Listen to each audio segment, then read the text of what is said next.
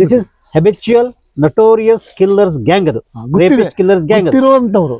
ಆ killers gang ಅದು. ಅದು ಅಲ್ಲೊಂದು ಕಿಲ್ಲರ್ಸ್ ಗ್ಯಾಂಗ್ ಇದೆ. ಇಲ್ಲದಿದ್ರೆ ಇದೆಲ್ಲ ನಡೀಲಿಕ್ಕೆ ಸಾಧ್ಯ ಇಲ್ಲ. ಸೊ ಈ ಜನ ಅವ್ರಿಗೆ ಎಲ್ಲ ನಾಲೆಡ್ಜ್ ಇದೆ. ಹೆಬಿಚುಯಲ್ಸ್ ಸಾಕ್ಷಿ ನಾಶ ಹಾಗೆಲ್ಲ ಮಾಡಿ ಮತ್ತೆ ಹಣ ಬಲ, ಅಧಿಕಾರ ಬಲ, ರಾಜಕೀಯ ಬಲ, ಸಮಾಜದ ನಾನಾ ತರದ ಬಲಗಳನ್ನೆಲ್ಲ ಬಳಸಿ ಇದನ್ನ ಹಳ್ಳ ಹಿಡಿಸಿದ್ದಾರೆ. ನಮಸ್ತೆ ಸ್ನೇಹಿತರೆ, ಹ್ಯೂಮನ್ ರೈಟ್ಸ್ ನ್ಯೂಸ್ ಕನ್ನಡಕ್ಕೆ ಎಲ್ಲ ನಮ್ಮ ವೀಕ್ಷಕರಿಗೆ ಪ್ರೀತಿಪೂರ್ವಕವಾದ ಸ್ವಾಗತ. ಸಾಕಷ್ಟು ದಿನದಿಂದ ಇವ್ರನ್ನ ಇಂಟರ್ವ್ಯೂ ಮಾಡಬೇಕಂತ ಭಾಳ ಸಲ ಇವ್ರನ್ನ ಸಂಪರ್ಕ ಮಾಡಲಿಕ್ಕೆ ಪ್ರಯತ್ನ ಪಟ್ಟಿದ್ವಿ. ಆದರೆ ಬೇರೆ ಬೇರೆ ಕಾರಣದಿಂದ ಇಂಟರ್ವ್ಯೂ ಮಾಡಲಿಕ್ಕೆ ಆಗಿಲ್ಲ. ಇವತ್ತು ಆಕಸ್ಮಿಕವಾಗಿ ಸಿಕ್ಕಿದ್ದಾರೆ.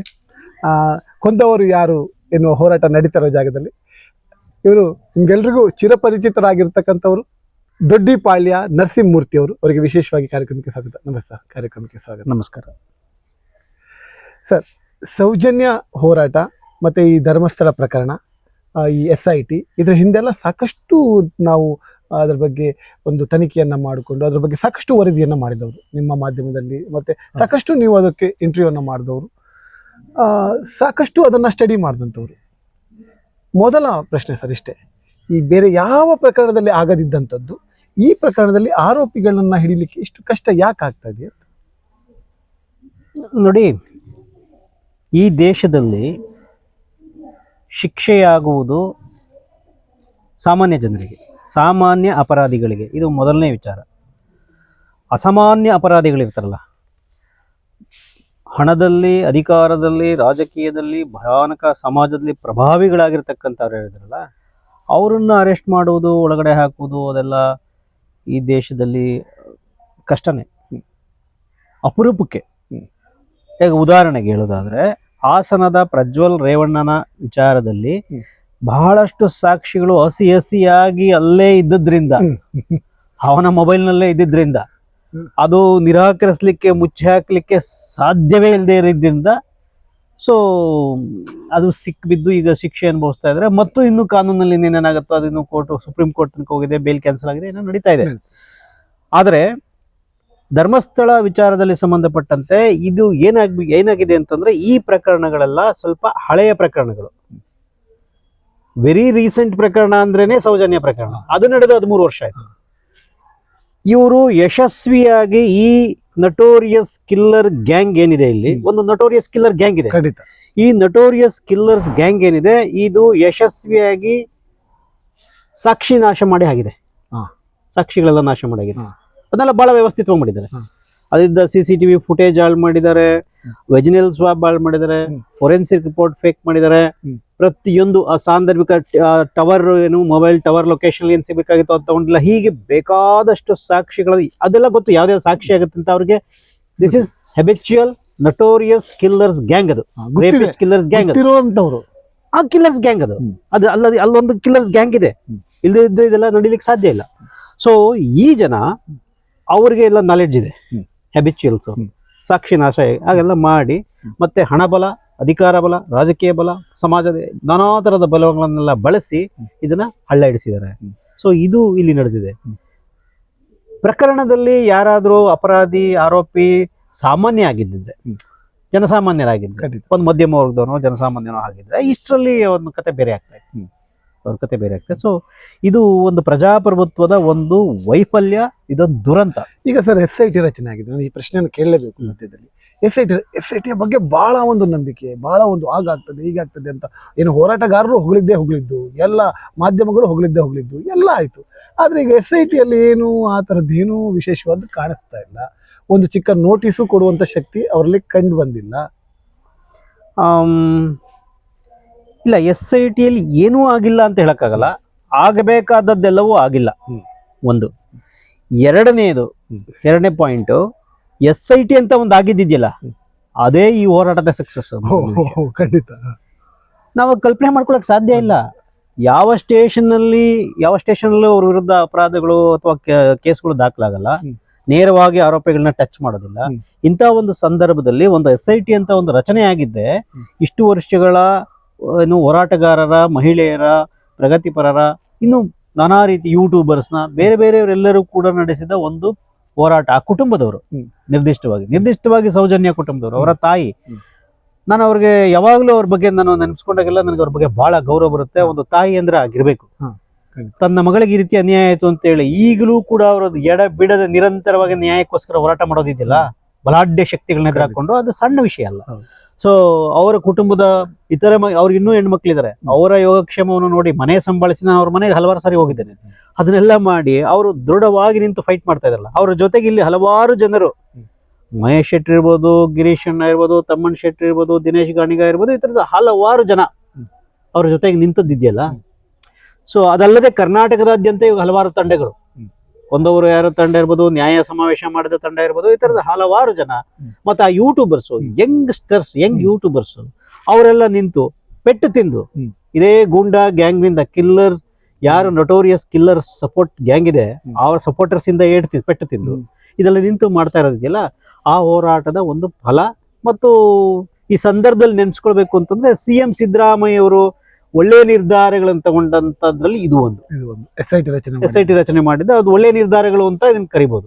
ಅದಾದ ಮೇಲೆ ಮರುಕ್ಷಣದಿಂದನೇ SIT ಆದೇಶ ಹೊರಬಿದ್ದ ಮರುಕ್ಷಣದಿಂದನೇ ಈ ನಟೋರಿಯಸ್ ಕಿಲ್ಲರ್ಸ್ ಗ್ಯಾಂಗ್ ಮತ್ತು ಅವ್ರ ಸಪೋರ್ಟರ್ಸ್ ಆಕ್ಟಿವ್ ಆಗ್ಬಿಟ್ರು. ಅದನ್ನ ಹಾಳು ಮಾಡ್ಲಿಕ್ಕೆ ಅಸೆಂಬ್ಲಿಯಲ್ಲಿ ಗದ್ದಲ ಎಬ್ಸಿದ್ರು. ನಂತರದಲ್ಲಿ ಹೊರಗಡೆ ಪ್ರೆಷರ್ ಹಾಕಿದ್ರು. 1000 ಜನ ನಿಮ್ ಪರವಾಗಿ ನಿಲ್ತೀವಿ ಅಂತ ಒಬ್ಬ ಹೇಳ್ದ, ಇದು ಮುಗಿದ ಅಧ್ಯಾಯ ಅಂತ ಮತ್ತೊಬ್ಬ ಹೇಳ್ದ, ಇದ್ರ ಮುಚ್ಚಾಕ್ತಿವಿ ಅಂತ ಮತ್ತೊಬ್ಬ ಹೇಳ್ದ. ಎಲ್ಲಾ ಪಾರ್ಟಿಯವರು ಒಂದೇ ನಾಣ್ಯದ ಮುಖಗಳು ಹಾಕಿಕೊಂಡು ಎಲ್ಲರೂ ಒಂದೇ ಹ್ಯಾಂಡ್ ಇನ್ ಗ್ಲೌ. ದರೋಡೆಕೋರರ ಗುಂಪು ಹಂಚಿಕೊಳ್ಳೋದ್ರಲ್ಲಿ ಮಾತ್ರ ಕಚ್ಚಾಟ ಅನ್ನೋದು ನಮಗೆ ಕಾಣಿಸ್ತು ನೇರವಾಗಿ ಈ ಪ್ರಕಾರದಲ್ಲಿ ಕಾಣಿಸ್ತು. ಸೊ ಹಾಗಾಗಿ SIT ರಚನೆ ಅನ್ನೋದು ಇದೆಯಲ್ಲ, SIT ರಚನೆ ಅನ್ನುವುದೇ ಒಂದು ಸಾಧನೆ ಅಂತ ನಾನಂತ ಅರ್ಥ ಮಾಡ್ಕೊಂಡಿದ್ದೀನಿ. ಸೊ ಹಾಗಾಗಿ ರಾಜ್ಯಾದ್ಯಂತ, ದೇಶಾದ್ಯಂತ ಇವತ್ತು ಭಯಾನಕವಾಗಿ ಚರ್ಚೆ ಆಗಿದೆ, ವಿಷಯ ಎಲ್ಲರ ಗಮನದಲ್ಲಿದೆ. ಒಂದು ಗ್ಯಾರಂಟಿ ಆಗಿದೆ, ಇದರ ಸಕ್ಸಸ್ ಏನ್ ಗ್ಯಾರಂಟಿ ಆಗಿದೆ? ನಾಳೆ ಧರ್ಮಸ್ಥಳದ ಪಾಸಲೆಯಲ್ಲಿ ಅಮಾಯಕ ಹೆಣ್ಣು ಮಕ್ಕಳ ಅನಾಥ ಶವಗಳು ಬೀಳ್ತಾ ಇದ್ವಲ್ಲ, ಅಥವಾ ಯಾರೋ ಭಿಕ್ಷುಕರು, ಯಾರೋ ಎಲ್ಲಿಂದ ಬಂದು ಭಕ್ತಾದಿಗಳನ್ನ ಕೊಂದು ನಾವು ಸೊಳ್ಳೆ ಹೊಡೆದು ಬಿಸಾಕ್ತಿವಲ್ಲ, ಆ ರೀತಿ ಹೊಡೆದು ಬಿಸಾಕ್ತಾ ಇದ್ರಲ್ಲ, ಅದು ನಡೆಯಲ್ಲ. ಅದು ನಿಂತೋಗಿದೆ. ಬಹುಶಃ ಅವ್ರಿಗೆ ಭಯ ಹುಟ್ಟಿದೆ. ಆ ಕಿಲ್ಲರ್ಸ್ ಗ್ಯಾಂಗ್ ಏನಿತ್ತು ಅಲ್ಲಿ ಆಪರೇಟ್ ಮಾಡ್ತಾ ಇದ್ದ ಒಂದು ನಿಗೂಢವಾದ ಗುಂಪೇನಿದೆ, ಅದಕ್ಕೆ ಭಯ ಹುಟ್ಟಿದೆ. ಈ ಕೊಂದವರು ಯಾರು ಅನ್ನೋದಕ್ಕೆ ಉತ್ತರ ಸಿಗ್ತದ ಅನ್ಸ್ತದ ನಿಮ್ಮ ಒಂದು ಅನುಭವದ ಪ್ರಕಾರ? ಸಾಮಾಜಿಕವಾಗಿ ಉತ್ತರ ಸಿಕ್ಕಿದೆ ನನ್ನ ಅಭಿಪ್ರಾಯದಲ್ಲಿ. ಅದು ಜನಜನಿತವಾಗಿದೆ, ಜನ ಅರ್ಥ ಮಾಡ್ಕೊಂಡಿದ್ದಾರೆ, ಅವ್ರದೇ ರೀತಿಯಲ್ಲಿ ವಿಶ್ಲೇಷಣೆಗೊಳಪಡಿಸಿದ್ದಾರೆ. ಜನ ಸಾಕಷ್ಟು ವಿಚಾರಗಳನ್ನ, ಸಾಂದರ್ಭಿಕ ಸಾಕ್ಷಿಗಳನ್ನ ನೋಡಿದ್ದಾರೆ, ಇಲ್ಲಿ ಏನು ನಡೀತಾ ಇದೆ ಅನ್ನೋದನ್ನ. ಅದು ಒಂದು ರೀತಿಯಲ್ಲಿ ಅರ್ಥ ಆಗಿದೆ.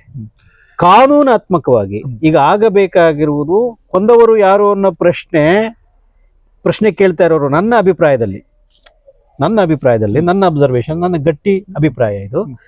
ಕೊಂದವರು ಯಾರು ಅನ್ನುವುದು ಸಾಮಾಜಿಕ ಪ್ರಶ್ನೆ ಅಲ್ಲ, ರಾಜಕೀಯ, ಧಾರ್ಮಿಕ, ಸಾಮಾಜಿಕ ಪ್ರಶ್ನೆ ಅಲ್ಲ. ಈಗ ಅದು ಕೇವಲ ಕಾನೂನಾತ್ಮಕ ಪ್ರಶ್ನೆ. ಈಗ ಇವನ್ ನಮ್ಮ ಕಾನೂನಿನಲ್ಲಿ ಜಡ್ಜ್ನ ಎದುರುಗಡೆ ಕೊಲೆ ಆದ್ರೂ ಕೂಡ ಜಡ್ಜ್ ತೀರ್ಪು ಬರೆಯೋ ಹಾಗಿಲ್ಲ. ನಾನೀಗ ನ್ಯಾಯಾಲಯಕ್ಕೆ ಬರ್ತಿದ್ದ ಸಂದರ್ಭದಲ್ಲಿ ಈ ಸರ್ಕಲ್ನಲ್ಲಿ ಇಂಥವನು ಇವ್ರನ್ನ ಹೊಡೆದುಕೊಂಡ, ಹಾಗಾಗಿ ನಾನು ಶಿಕ್ಷೆ ಕೊಡ್ತಾ ಇದ್ದೇನೆ, ನಾನು ಕಣ್ಣಾರೆ ನೋಡಿದ್ದೇನೆ ಅಂತೇಳಿ ಜಡ್ಜ್ಗೆ ಆ ರೀತಿ ಬರೆಯಲಿಕ್ಕೆ ಅವಕಾಶ ಇಲ್ಲ. Okay, this is the contradiction. So ಅವರು ಇದನ್ನ, ಅದಕ್ಕೆ ಸಾಕ್ಷಿ ಪುರಾವೆಗಳನ್ನ ಒದಗಿಸ್ಬೇಕು, ದಾಖಲೆಗಳು ಒದಗಿಸ್ಬೇಕು, ಸಾಕ್ಷಿಗಳು ಒದಗಿಸ್ಬೇಕು, ಅದಕ್ಕೆಲ್ಲ ನಿಯಮಗಳಿದಾವೆ. ಇಲ್ಲದಿದ್ರೆ ಯಾರಿಗೆ ಏನ್ ಮನ್ಸಿಗೆ ಬಂದಂಗೆ ಯಾರ್ಯಾರನ್ನೋ ಹಿಡಿದು ನಮ್ಮಂತವ್ರನ್ನ ಹೊರಗಡೆ ಹಾಕ್ಬಿಡೋರು. ಸಾಕ್ಷಿ ಪುರಾವೆ, ದಾಖಲೆಗಳೆಲ್ಲ ಬೇಕಾಗಿರೋದ್ರಿಂದ. ಸೊ ಈಗಿರುವ ಪ್ರಶ್ನೆ, ಕೊಂದವರು ಯಾರು ಅನ್ನೋ ಪ್ರಶ್ನೆ ಸಾಮಾಜಿಕ, ರಾಜಕೀಯ, ಧಾರ್ಮಿಕ, ಸಾಂಸ್ಕೃತಿಕ ಪ್ರಶ್ನೆ ಅಲ್ಲ. ಅದು ಆ ಬಹುಮಟ್ಟಿಗೆ ಅದು ಇತ್ಯರ್ಥ ಆಗಿದೆ. ಈಗಿರುವ ಕೊಂದವರು ಯಾರು ಅನ್ನೋ ಪ್ರಶ್ನೆ ಕಾನೂನಾತ್ಮಕವಾದದ್ದು. ಆ ಕಾನೂನಾತ್ಮಕವಾದ ಪ್ರಶ್ನೆಗೆ ಉತ್ತರ ಕೊಡಬೇಕಾಗಿರೋದು, ಸಮಗ್ರ ಸಾಕ್ಷಿಗಳನ್ನ ಮಾಡಬೇಕಾಗಿರೋದು SIT ಅವರು, ಪೊಲೀಸ್ ಇಲಾಖೆಗಳು. ಅವ್ರ ಗೌರವವನ್ನು ಅವ್ರು ಉಳಿಸ್ಕೋತಾರ? ಈ ಸರ್ಕಾರ ಈ ವಿಷಯದಲ್ಲಿ ಈ ಪ್ರಜಾಪ್ರಭುತ್ವದ ಗೌರವವನ್ನ, ಅವರ ಗೌರವವನ್ನ, ಘನತೆಯನ್ನ ಉಳಿಸ್ಕೊಳ್ತಾರ ಇಲ್ವಾ ಅನ್ನೋದು ಅವ್ರಿಗೆ ಸರಿ. ಸರ್, ನೀವು ಖಾಲಿ ಪತ್ರಕರ್ತರಾಗಿ ಕೆಲಸ ಮಾಡಿದವಂತಲ್ಲ, ಹೋರಾಟಗಾರರಾಗಿ ಸಹ ಕೆಲಸ ಮಾಡೋದು. ಸಾಕಷ್ಟು ಸಾಮಾಜಿಕ ಒಂದು ಏನು ಕೆಟ್ಟ ವಿಚಾರ ಇದೆ, ಆ ವಿಚಾರಕ್ಕೆ ಸಂಬಂಧಪಟ್ಟು ಹೋರಾಟ ಮಾಡಿಕೊಂಡೇ ಬಂದಂಥವ್ರು. ಈ ಪ್ರಕರಣದಲ್ಲಿ ಸೂಕ್ಷ್ಮವಾಗಿ ಗಮನಿಸಿದ್ರೆ ಇಲ್ಲಿ ಭೂಗಳ್ಳತನ ಇರ್ಬೋದು, ಹೆಣ್ಣು ಮಕ್ಕಳ ಒಂದು ಬಲಾತ್ಕಾರ ಮಾಡಿ ಕೊಂದಂಥದ್ದು ಇರ್ಬೋದು, ಈ ಎಲ್ಲ ಸಾಕಷ್ಟು ಪ್ರಶ್ನೆ ಸಾಕಷ್ಟು ಸಲ ತಾವು ಬೇರೆ ಬೇರೆ ಮಾಧ್ಯಮದಲ್ಲಿ ಉತ್ತರ ಕೊಟ್ಟಿದ್ದೀರಿ. ಇಲ್ಲಿ ನನ್ನದು ಒಂದೇ ಪ್ರಶ್ನೆ, ಇಷ್ಟೆಲ್ಲ ಆದರೂ ಸಹ ಈ ಎಲ್ಲ ಮೇನ್ ಸ್ಟ್ರೀಮ್ ಮಾಧ್ಯಮಗಳು ಒಂದು ಟೂಲ್ ಕಿಟ್ನ ರೀತಿಯಲ್ಲಿ ಆಕ್ಟಿವ್ ಆಗಿ ಕೆಲಸ ಮಾಡ್ತಾ ಇರೋದು ಏಕೆ? ನೋಡಿ, ಮಾಧ್ಯಮಗಳು ಅಂತ ಬಂದಾಗ ಮತ್ತೊಂದು ವಿಷಯವನ್ನ ನಾನು ಹೇಳಕ್ಕೆ ಇಷ್ಟಪಡ್ತೀನಿ. ಭಾರತ ದೇಶದಲ್ಲಿ ಈ ಪತ್ರಿಕಾ ರಂಗ ಅನ್ನೋದು, ಪತ್ರಿಕೆಗಳು ಅನ್ನೋದು ಹುಟ್ಟಿದ್ದು ಸ್ವತಂತ್ರ ಚಳುವಳಿಯಲ್ಲಿ. ಅದಕ್ಕೆ ಮುಂಚೆ ಏನಿರ್ಲಿಲ್ಲ. ರಾಜರ ಆಸ್ಥಾನಗಳು, ಆಸ್ಥಾನದಲ್ಲಿ ಒಂದಿಮಾಗದರು. ಅವರಿಗೆ ಬಹುಪರಾಕ್, ರಾಜರಿಗೆ ಬಹುಪರಾಕ್ ಹಾಕುವುದು ಅದೇ ಮಾಧ್ಯಮ. ಬಹುಪರಾಕ್ ಹಾಕುವುದು, ಅವ್ರ ಹತ್ರ ಬಕ್ಷಿಸ್ ಪಡೆದು ಜೀವನ ಮಾಡೋದು, ಅಥವಾ ಅವರ ಸಂಪತ್ತನ್ನು ಕ್ರೋಢೀಕರಿಸ್ಕೊಳ್ಳೋದು ಇದೇ ಮಾಧ್ಯಮ ಆಗಿತ್ತು. ಮಾಧ್ಯಮ ಅಂದ್ರೆ ಮಾಧ್ಯಮ ಅಂತ ಒಂದು ಆಧುನಿಕ ಕಾಲಘಟ್ಟದಲ್ಲಿ ಮಾಧ್ಯಮ ಅನ್ನೋದೇನ್ ಬಂತು? ಪತ್ರಿಕೆ ಬರೆದು ವೃತ್ತ ಪತ್ರಿಕೆಗಳು, ಸಮಾಚಾರ ಪತ್ರಿಕೆಗಳು, ಮಂಗಳೂರು ಸಮಾಚಾರ, ಅದು ಕರ್ನಾಟಕದಲ್ಲಿ ಮೊದಲ ಪತ್ರಿಕೆ. ಇದೆಲ್ಲ ಬಂದದ್ದೇನಿದೆ, ಇವೆಲ್ಲವೂ ಸುದ್ದಿಗಳನ್ನ, ಸಮಾಜಕ್ಕೆ ಸಂಬಂಧಪಟ್ಟಂತ, ರಾಜ್ಯಾಧಿಕಾರಕ್ಕೆ ಸಂಬಂಧಪಟ್ಟಂತ ಪ್ರಶ್ನೆಗಳನ್ನ, ಜನರ ಸಮಸ್ಯೆಗಳನ್ನ ಜನರಿಗೆ ತಿಳಿಸ್ಬೇಕೆಲ್ಲರಿಗೂ ಅಂತ ಹೇಳಿ ಪತ್ರಿಕೆಗಳು ಶುರುವಾದವು. ಹಾಗೆ ಶುರುವಾಗಿದ್ದು ಬ್ರಿಟಿಷ್ ವಿರೋಧಿ ಸ್ವತಂತ್ರ ಚಳುವಳಿಯಲ್ಲಿ. ಮಹಾತ್ಮ ಗಾಂಧಿಯವರು ಕೂಡ ಪತ್ರಕರ್ತರಾಗಿದ್ರು. ಬಾಬಾ ಸಾಹೇಬ್ ಅಂಬೇಡ್ಕರ್ ಅವರು ಪತ್ರಕರ್ತರಾಗಿದ್ರು, ಪತ್ರಿಕೆ ನಡೆಸ್ತಾ ಇದ್ರು. ಹೀಗೆ ಸ್ವತಂತ್ರ ಚಳುವಳಿಯ ಹಲವಾರು ಜನರು ಪತ್ರಕರ್ತರಾಗಿ ಪತ್ರಿಕೆ ಹೊರಡಿಸಿ ಅದ್ರ ವಿರುದ್ಧ ಮಾತಾಡ್ತಾ ಜನಜಾಗೃತಿ ಮೂಡಿಸ್ತಾ ಬಂದ್ರು. ಇವತ್ತು ಮಾಧ್ಯಮ ಯಾವ ಹಂತಕ್ಕೆ ತಲುಪಿದೆ ಅಂದ್ರೆ, ಒಟ್ಟಾರೆ ಈ ಪರಿಣಾಮದಲ್ಲಿ ಇವತ್ತು ಪತ್ರಿಕೆ ಮಾಧ್ಯಮ ಅಂತಂದ್ರೆ ಅದಕ್ಕೆ ಹಲವಾರು ಕಾರಣಗಳಿದಾವೆ. ಪತ್ರಿಕೆ ಮಾಧ್ಯಮ ಅಂತಂದ್ರೆ ಇವತ್ತು ಕೋಟ್ಯಾಧಿಪತಿಗಳ, ಒಂದೆರಡು ಕೋಟಿ ಅಲ್ಲ, 100 ಕೋಟ್ಯಾಧಿಪತಿಗಳ ಕುಳಗಳ ಕೈಯಲ್ಲಿರ್ತಕ್ಕಂಥ ಒಂದು ಅಸ್ತ್ರ, ಒಂದು ಪ್ರಬಲ ಆಯುಧ ಆಗಿದೆ. ಈಗ ಯಾವುದೇ ಚಾನೆಲ್ಗಳನ್ನ 100 ಕೋಟಿ ಕಡಿಮೆ ನೀವು ಆಪರೇಟ್ ಮಾಡೋಕ್ಕಾಗೋದಿಲ್ಲ. 100 ಕೋಟಿ ಈ ದೇಶದಲ್ಲಿ 50,000ಕ್ಕೆ 1 ಲಕ್ಷಕ್ಕೆ ರೈತರು ಆತ್ಮಹತ್ಯೆ ಮಾಡ್ಕೋತಿದ್ರೆ, ರಿಮೋಟ್ ಹಳ್ಳಿಗಳಿಗೆ ಹೋದ್ರೆ ಸರ್ 50,000 ರೂಪಾಯಿ ಸಾಲ, 1 ಲಕ್ಷ ರೂಪಾಯಿ ಸಾಲಕ್ಕೆ ಜನ ಆತ್ಮಹತ್ಯೆ ಮಾಡ್ಕೊಳ್ತಾ ಇರ್ತಕ್ಕಂಥ ಒಂದು ಸಂದರ್ಭ ಇದೆ. 10,000 ರೂಪಾಯಿ ಕೊಟ್ಟ ತಕ್ಷಣ ಜನ ಕ್ಯೂ ಬಿದ್ದು 10,000 ರೂಪಾಯಿಗೆ ಮುಗಿಬಿದ್ದು ಓಟ್ ಹಾಕುವಂತ ಪರಿಸ್ಥಿತಿ ಇದೆ. ಜನರ ಬಡತನ ಈ ತರ ಇದೆ. ಹೀಗಾಗಿ ಈ ಬಡ ಜನತೆ, ಈ ಸಾಮಾನ್ಯ ಜನರು, ಇವರು ಕೋಟಿಗಟ್ಟಲೆ ವ್ಯವಹಾರವನ್ನ ಕಲ್ಪನೆ ಮಾಡ್ಕೊಳ್ಳೋಕೆ ಸಾಧ್ಯ ಇಲ್ಲ. ಸೊ ದಟ್ ಇದು ಅವರ ಕೈಯಲ್ಲಿ ಸಿಕ್ಕಿಬಿದ್ದಿದೆ. ಇದು ದೊಡ್ಡ ದುರಂತ. ಹೀಗಾಗಿ ಇವರೆಲ್ಲರೂ ಕೂಡ ಒಂದೇ, ಈ ಪಕ್ಷದವನು ಆ ಪಕ್ಷದವನ ಜೊತೆಗೆ ಸಂಬಂಧ ಇರುತ್ತೆ, ಪಾರ್ಟ್ನರ್ಶಿಪ್ ಇರುತ್ತೆ, ವ್ಯವಹಾರದಲ್ಲಿ ಪಾರ್ಟ್ನರ್ಶಿಪ್ ಇರುತ್ತೆ, ಕೌಟುಂಬಿಕ ಸಂಬಂಧಗಳಿರ್ತವೆ. ಉದಾಹರಣೆಗಳು ಬಹಳಷ್ಟಿದೆ. ಸೊ ಹಾಗಾಗಿ ಅದೇ ರೀತಿಯಲ್ಲಿ ಮಾಧ್ಯಮಗಳು ಕೂಡ ಇವೆಲ್ಲ ಒಂದಕ್ಕೊಂದು ಹೆಣಕೊಂಡಿದೆ, ಒಬ್ಬರ ಜೊತೆಗೆ ಬಹಳ. ಎಷ್ಟೋ ಜನ ಮಾಧ್ಯಮದ ಮಾಲೀಕರು ರಾಜಕೀಯ ನಾಯಕರೇ ಆಗಿದ್ದಾರೆ. ಈ ಪಕ್ಷದವನು ಆ ಪಕ್ಷನ XYZ ಪಕ್ಷದವರು ಇವರೇ ಅದರ ಮಾಲೀಕರಾಗಿದ್ದಾರೆ. ಇವ್ರು ಯಾರನ್ನು ಕಾಪಾಡ್ಬೇಕು? ಯಾರ ಪರವಾಗಿ ನಿಲ್ತಾರೆ? ಇವರು ಅವರದೇ ಗ್ಯಾಂಗ್ ಅನ್ನು ಕಾಪಾಡ್ತಾರೆ, ಅವರ ಹಿತಾಸಕ್ತಿಗೋಸ್ಕರ ಕೆಲಸ ಮಾಡ್ತಾರೆ. ಅಲ್ಲೊಂದು ಇಲ್ಲೊಂದು ಎಕ್ಸೆಪ್ಷನಲ್ ವಾಯ್ಸ್ ಬರ್ತಾವೆ ಅಷ್ಟೇ. ಈ ಸ್ವಾತಂತ್ರ್ಯ ಮಾಧ್ಯಮಕ್ಕೆ ಆ ಶಕ್ತಿ ಇದೆ ಅನ್ಸುತ್ತೆ ನಿಮಗೆ ಈಗಲೂ? ಹೀಗಾಗಿ ಇವತ್ತಿನ ಸಂದರ್ಭದಲ್ಲಿ ಥ್ಯಾಂಕ್ಸ್ ಟು ಟೆಕ್ನಾಲಜಿ ಇವತ್ತು ಸೋಷಿಯಲ್ ಮೀಡಿಯಾ ಬಂದಿದೆ, ಯೂಟ್ಯೂಬ್ ಬಂದಿದೆ. ಯೂಟ್ಯೂಬ್ನ ನಿಮ್ಮಂತವರು ಸುಲಭವಾಗಿ ನಾವು ಆಪರೇಟ್ ಮಾಡ್ಬೋದು. ಅದಕ್ಕೆ ಬಂಡವಾಳ ಜಾಸ್ತಿ ಬೇಕಾಗಿಲ್ಲ. ಹಾಗಾಗಿ ಸತ್ಯ ಹೇಳುವವರ ಸಂಖ್ಯೆ ಈಗ ಒಂದಷ್ಟು ಜಾಸ್ತಿ ಆಗಿದೆ. ನಮಗೆ ಬಂದಂತ ಸಮಸ್ಯೆಗಳನ್ನ ನಾವು ಫೇಸ್ ಮಾಡ್ಲಿಕ್ಕೆ ನಾವು ತಯಾರಿದ್ದೀವಿ, ನಾವು ಸಂಘಟಿತರಿದ್ದೀವಿ. ನಮ್ಮ ಮುಂದೆ ನಿಮ್ಮಂಥವ್ರು 100 ಜನರ ಒಂದು ಬೆಂಬಲ ಇದೆ. ಹಾಗಾಗಿ ನಾವು ಅದನ್ನ ಸಸ್ಟೈನ್ ಮಾಡಿ ಮುಂದಕ್ಕೆ ತಗೊಂಡು ಹೋಗ್ತಾ ಇದೀವಿ. ಹೌದಲ್ವಾ? ಒಂದು ಬದ್ಧತೆ ಇದೆ. ನಾವು ಈ ಸಂದರ್ಭದಲ್ಲಿ ಈ ಸತ್ಯವನ್ನ ಜನರಿಗೆ ತಿಳಿಸಲೇಬೇಕು ಅನ್ನೋ ಒಂದು ಬದ್ಧತೆಯಿಂದ ನಾವು ಆ ಕಷ್ಟ ನಷ್ಟಗಳನ್ನ, ಕೇಸ್ಗಳನ್ನ ನಾವು ಫೇಸ್ ಮಾಡ್ತೀವಿ, ನಾವು ಮುಂದಕ್ಕೆ ತಗೊಂಡು ಹೋಗ್ತೀವಿ. ಸೊ ಪ್ರಶ್ನೆ ಏನಪ್ಪಾ ಅಂತಂದ್ರೆ, ಈ ಸ್ವತಂತ್ರ ಮಾಧ್ಯಮಗಳು ಅಂತ ಬಂದಾಗ ಅದಕ್ಕೆ ಎಷ್ಟೇ ನಿರ್ಬಂಧ, ಆರ್ಥಿಕ, ಕಾನೂನಾತ್ಮಕ ಏನೇ ಒತ್ತಡಗಳು ಇದ್ದಾಗ್ಯೂ ಕೂಡ ಈ ಸ್ವತಂತ್ರ ಮಾಧ್ಯಮಗಳು ಆ ಸತ್ಯವನ್ನ ಹೇಳ್ತವೆ. ಇದು ಮುಂದುವರಿಯುತ್ತೆ. ಯಾಕಂದ್ರೆ ಈ ಡೆಮೋಕ್ರೆಟಿಕ್ ಆಸ್ಪಿರೇಷನ್ಸ್ ಇದೆಯಲ್ಲ, ಅದನ್ನು ಮಟ್ಟ ಹಾಕ್ಲಿಕ್ಕೆ ಯಾರಿಂದ ಸಾಧ್ಯ ಇಲ್ಲ. ಈ ಗ್ಯಾಗ್ ಆರ್ಡರ್ ನ ತರೋದ್ ಮೂಲಕ ಚಾನಲ್ಗಳನ್ನೆಲ್ಲ ಬಂದ್ ಮಾಡೋಕೆ ನೋಡಿದ 300 ಚಿಲ್ಲರೆ. ಅದು ಪ್ರಶ್ನೆ ಇರೋದು ಅದೇನೆ. ಇವರಿಗೆ ಏನು ನೋವು? ಫಸ್ಟ್ ಈಗ ಕೊಂದವರು ಯಾರು ಅಂತ ಇಲ್ಲಿ ಪ್ರಶ್ನೆ ಹಾಕಿದ್ದಾರೆ, ಒಂದು ಸ್ಲೋಗನ್ ಕೊಟ್ಟಿದ್ದಾರೆ. ಕೊಂದವರು ಯಾರು ಅಂತ ಸ್ಲೋಗನ್ ಕೊಟ್ಟು ಇದೆಲ್ಲ ಮಾಡುವ ಸಂದರ್ಭದಲ್ಲಿ ಬೇರೆ ಯಾರಿಗೋ ಎಲ್ಲೋ ಚುರುಕು ಮುಟ್ತಾ ಇದೆ ಅಂತಂದ್ರೆ, ಉದಾಹರಣೆ ನಾನು ಹೇಳ್ತೀನಿ, ಅವರು ಹೆಗಲು ಮುಟ್ಟಿ ನೋಡ್ತಾ ಇದ್ದಾರೆ ಅಂತಂದ್ರೆ ಕುಂಬಳಕಾಯಿ ಕದ್ದಿರ್ಬೇಕಲ್ವಾ? ಅವ್ರಿಗೆ ಸಂಬಂಧ ನಾವು ಯಾವ ಸತ್ಯ ಸುಳ್ಳನ್ನು ಒಂದೇ ಒಂದು ಸುಳ್ಳನ್ನ, ಒಂದೇ ಒಂದು ವಾಸ್ತವವಲ್ಲದ ವಿಚಾರವನ್ನ ಒಂದು ಸೆಂಟೆನ್ಸ್ ಕೂಡ ನಾವು ಹೇಳಿಲ್ಲ ಇದುವರೆಗೂ. ನಮ್ಮ ಮೇಲೆ 10 ಕೇಸುಗಳನ್ನ ಹಾಕಿದ್ದಾರೆ. ಗ್ಯಾಗ್ ಆರ್ಡರ್ ತಂದು ಇವ್ರು ಯಾರು ಮಾತಾಡಬಾರ್ದು ಅಂತ ಮಾಡ್ತಾರೆ. ಏನತ್ತಿದೆ ಅವ್ರಿಗೆ? ನನ್ಗೆ ಆ ಪ್ರಶ್ನೆ, ಅವ್ರಿಗೆ ಅವರ ಪ್ರಾಬ್ಲಮ್ ನಮ್ಗೆ ಅರ್ಥ ಆಗ್ತಾ ಇಲ್ಲ. ಏನ್ ನೋವು ಅವ್ರಿಗೆ? ಏನ್ ಬಾಧೆ? What is your problem? ಸಮಸ್ಯೆ ಏನು? ನಾವು ಕೇಳ್ತಾ ಇದೀವಪ್ಪ, ಕೊಂದವ್ರು ಪತ್ತೆ ಆಗ್ಲಿ ಅಂತ. ಸೌಜನ್ಯ ಪ್ರಕರಣದಲ್ಲಿ, ಪದ್ಮಲತಾ ಪ್ರಕರಣ, ವೇದವಲ್ಲಿ ಪ್ರಕರಣ, ಯಮುನಾ ಪ್ರಕರಣ, ನಾರಾಯಣ ಪ್ರಕರಣ, ಇವೆಲ್ಲ ಹಾದಿ ಬೀದಿಯಲ್ಲಿ ಬಿದ್ದಿರ್ತಕ್ಕಂಥ ಪ್ರಕರಣಗಳು. ಅಂದ್ರೆ ಅವಕ್ಕೆ ನ್ಯಾಯ ಕೇಳುತ್ತಪ್ಪ. ನಿಮ್ ಪ್ರಾಬ್ಲಮ್ ಏನು? ನೀವು ಅದ್ರ ಜೊತೆಗೆ ನಿಂತು ಪ್ರಶ್ನೆ ಕೇಳಬೇಕಾಗಿತ್ತು. ಹೌದು, ನಮ್ಮ ಕ್ಷೇತ್ರದಲ್ಲಿ, ನಮ್ಮ ಜಾಗದಲ್ಲಿ ಇಂಥದ್ದೆಲ್ಲ ನಡೀಬಾರ್ದಾಗಿತ್ತು, ಇಂಥದ್ದೆಲ್ಲ ನಡೆದಿದೆ. ಹೌದು, ಈ SIT, ಈ ಸರ್ಕಾರ ಅಥವಾ ಯಾವುದೇ ಸರ್ಕಾರ ಇರಲಿ ಇದನ್ನ ಶೀಘ್ರವಾಗಿ ತನಿಖೆ ಮಾಡಿ ಸಮಗ್ರವಾಗಿ ತನಿಖೆ ಮಾಡಿ ನ್ಯಾಯ ಒದಗಿಸ್ಬೇಕು ಅಂತ ಮಾತಾಡ್ಬೇಕಿತ್ತು. ಅದ್ರ ಬದಲಿಗೆ ಗ್ಯಾಗ್ ತರ ಕೊಡ್ತಾರೆ ಹೋಗ್ತಾರೆ. This is the contradiction. ಜನ ಅರ್ಥ ಮಾಡ್ಕೋಬೇಕು. ಈ ಗ್ಯಾಗ್ ತಂದು ಈಗ ಇಂಥ ಆರ್ಡರ್ಗಳನ್ನ ತಂದು ಈ ನಮ್ಮ ಮಾಧ್ಯಮವನ್ನ, ಸ್ವತಂತ್ರ ಮಾಧ್ಯಮವನ್ನು ನಿಲ್ಲಿಸಕ್ಕೆ ಸಾಧ್ಯ ಇದೆಯಾ? ಸಾಧ್ಯ ಇಲ್ಲ ಸರ್, ಸಾಧ್ಯ ಇಲ್ಲ. ಇದು ನನ್ನ ಕೇಳಿದ್ರೆ ಇದೊಂದು ಲಾಜಿಕಲ್ ಎಂಡ್ ಹತ್ರ ಬಂದಿದೆ. ಲಾಜಿಕಲ್ ಎಂಡ್ ಬಂದಿದೆ. ಈಗ ನೋಡಿ, SIT ಅಂತ ರಚನೆ ಆಗಿದೆ. ಇಡೀ ಜನರ ಸಮಾಜದ, ದೇಶದ ಎಲ್ಲರ ಗಮನ, ಪರ ವಿರೋಧ ಅವರು ಯಾರೇ ಇರಲಿ ಅವ್ರೆಲ್ಲರ ಗಮನ SIT ಔಟ್ಕಮ್ ಏನು ಅಂತ ಇದೆ. ಈ ಮಾರಿಕೊಂಡಿರ್ತಕ್ಕಂಥ ಮಾಧ್ಯಮಗಳು, ಈ ಸೋಲ್ಡ್ ಔಟ್ ಗಿರಾಕಿಗಳಿದಾರಲ್ಲ, ಇವರು ಹೊಸ ಹೊಸ ಸ್ಟೋರಿಗಳು ಏನೋ ಕಟ್ ಆಗ್ತದೆ. Sold out people, sold out voice ಅದು. ಅದ್ರ ಬಗ್ಗೆ ನನಗೆ ಗೌರವ ಇಲ್ಲ. ಸೊ ಈಗ ಯಾವುದೇ ರೀತಿಯ ಔಟ್ಕಮ್ ಬರಲಿ, ಪರನೋ ವಿರೋಧನೋ ಏನೇ ಔಟ್ಕಮ್ ಬಂದರೂ ಕೂಡ SIT ರಿಪೋರ್ಟ್ ಇಂದ ಇದೇನಾಗುತ್ತೆ, ಮತ್ತೆ ಭಯಾನಕವಾದ ಹೊಸ ಚರ್ಚೆನ ಶುರು ಮಾಡುತ್ತೆ. ಸಂತೋಷ್ ರಾವ್ ನಿರಪರಾಧಿ, ಈ ಪ್ರಕರಣಕ್ಕೂ ಅವನಿಗೂ ಎಳ್ಳಷ್ಟು ಸಂಬಂಧ ಇಲ್ಲ ಅಂತ CBI ಕೋರ್ಟ್ ಆರ್ಡರ್ 2023 ಬಂದಾಗ ಯಾವ ರೀತಿಯಲ್ಲಿ ಒಂದು ಪ್ರಶ್ನೆಗಳು ಸ್ಫೋಟಗೊಂಡು ಮತ್ತೆ ಒಂದು ಹೊಸ ಹೋರಾಟದಲ್ಲೇ ಶುರುವಾಯ್ತಲ್ಲ, ಅದೇ ರೀತಿಯ ನನ್ನ ಅಭಿಪ್ರಾಯ ಸ್ಪಷ್ಟ ಇದೆ. ನೀವು ಬರೆದಿಟ್ಕೊಳ್ಳಿ. SIT ಪರವಾಗಿ ಬರಲಿ, SIT ಕೊಂದವ್ರು ಯಾರು ಅಂತ ಪತ್ತೆ ಮಾಡಲಿ, ಮಾಡದೆ ಹೋಗ್ಲಿ, ಏನೋ ಒಂದು ರಿಪೋರ್ಟ್ ಬರುತ್ತಲ್ಲ, ಬರಲೇಬೇಕಲ್ವಾ? ಅದಾದ ನಂತರ ಕೋರ್ಟ್ ಏನೇ ತೀರ್ಪು ಕೊಡ್ಬೋದು. ಇದಾದ ನಂತರದಲ್ಲಿ ಮತ್ತೊಂದು ಹೊಸ ರೀತಿಯ ಒಂದು ಇನ್ನೂ ವ್ಯಾಪಕವಾದ ವಿಸ್ತೃತವಾದ ಒಂದು ಹೋರಾಟ ಸ್ಫೋಟಗೊಳ್ಳುತ್ತೆ. ಅದಕ್ಕೆ ಉತ್ತರ ಕೊಡ್ಬೇಕಾಗುತ್ತೆ. ಇದು ಅದರ SITಯ ಸಕ್ಸಸ್ ಅಂತ ನನಗನ್ಸುತ್ತೆ. ಇವ್ರು ಮುಚ್ಚಾಕ್ಲಿಕ್ಕೆ ಆಗೋದಿಲ್ಲ. ಈಗ ಈಗ ನಿಮ್ಮ ಮನಸ್ಸಿನಲ್ಲಿ ಇರ್ತಕ್ಕಂಥ ಪ್ರಶ್ನೆಯನ್ನ ನಾನು ಈಚೆ ಕಡೆಯಿಂದ ನಾನು ಏನೆಲ್ಲ ಹೇಳಿದೆ ಆ ಪ್ರಶ್ನೆನ ಮಟ್ಟ ಹಾಕ್ಲಿಕ್ಕಾಗಲ್ಲ. ತಾತ್ಕಾಲಿಕವಾಗಿ ಯಾಮರ್ಸ್ಬೋದು ನಿಮ್ಮನ್ನ, ಬಟ್ ಆ ಪ್ರಶ್ನೆ ಮತ್ತೆ ಮತ್ತೆ ಮತ್ತೆ ಹುಟ್ಟುತ್ತೆ. ಈಗ ಹೋರಾಟ, ಈಗ ಮಹೇಶ್ ಶೆಟ್ಟಿ ತಿಮ್ರೋಡಿ ಅವರದ್ದು ಒಂದು ತಂಡ, ಮತ್ತೆ ಸೋಮನಾಥ್ ನಾಯಕ್ ಅವರದ್ದು, ಇನ್ನು ನಾಗರಿಕ ಸೇವಾ ಟ್ರಸ್ಟ್, ಒಡನಾಡಿ ಸ್ಟ್ಯಾನ್ಲಿ ಅವರು, ಈಗ ಕೊಂದವರು ಯಾರು, ಹಾಗೆ ಎಲ್ಲ ಪತ್ರಕರ್ತರು ಸೇರಿ ಈ ಹೋರಾಟವನ್ನು ಮಾಡ್ತಾ ಇದ್ದಾರೆ. ಸಾಕಷ್ಟು ನಿಮ್ಮ ಮಾಧ್ಯಮದಲ್ಲೂ ಸಾಕಷ್ಟು ಸೀರೀಸ್ ಬಂದಿವೆ, ಅಂದರೆ ಕಂಟಿನ್ಯೂ ಅದನ್ನು ಇದು ಮಾಡ್ಕೊಂಡು ಬಂದಿದೆ. ಇಂಥ ಸಂದರ್ಭದಲ್ಲಿ, ಇಷ್ಟು ಮಾಡ್ತಾ ಇರೋ ಸಂದರ್ಭದಲ್ಲೂ ಸಹ ಈ ಪತ್ರಕರ್ತರನ್ನ, ಏನು ಯೂಟ್ಯೂಬ್ ಪತ್ರಕರ್ತರನ್ನ ಅಥವಾ ಸ್ವತಂತ್ರ ಪತ್ರಕರ್ತರನ್ನ ವಿಲನ್ ಮಾಡಿಸೋಕೆ ಪ್ರಯತ್ನ ಪಡ್ತಾ ಇರುವಂಥದ್ದು ಯಾಕೆ ಸರ್? ಈಗ ಒಂದು ಮಾತಿದೆ, ಒಂದು ನಾಯಿನ ಹೊಡೆದಾಕ್ಬೇಕು ಅಂತಂದ್ರೆ, ನಾಯಿ ಹೊಡೆದಾಕಿ ಇದು ಪಕ್ಕದ ಮನೆಯವ್ರ ನಾಯಿ ಅಂತ ಹೇಳಿದ್ರೆ ನೀವು ಹೊಡೆಯೋದಿಲ್ಲ. ಪಕ್ಕದ ಮನೆ ನಾಯಿ ಯಾಕಪ್ಪ ಹೊಡಿತೆ, ಅದು ಬದುಕಲಿ ಬಿಡು ಅಂತ. ಅದು ಹುಚ್ಚು ನಾಯಿ ಅಂತ ನೀವು ಹೇಳಿದ್ರೆ ಆಗ ಶಾಕ್ ಇಲ್ಲ. ಇದು ಹುಚ್ಚು ನಾಯಿ ಅಂತ ಹೇಳಿದ್ರೆ ಆ ಮನೆಯವರು ಸೇರಿ ಬಡಿತಾರೆ ಅದಕ್ಕೆ. ಹುಚ್ಚು ನಾಯಿ, ಹುಚ್ಚಿಡಿದಕ್ಕೆ ಹುಚ್ಚು ನಾಯಿ ಅಂತ ಹೇಳಿದ್ರೆ ಮನೆಯವರು ಸೇರಿಸಿ ಅದಕ್ಕೆ ಬಡಿತಾರೆ. ಈ ತಂತ್ರ ಇವ್ರು ಬಳಸ್ತಾರೆ. ಇಂಥ ಚೀಪ್ ಹೀನವಾದ ತಂತ್ರವನ್ನು ಬಳಸ್ತಾ ಇರುವುದು ಯಾಕೆ?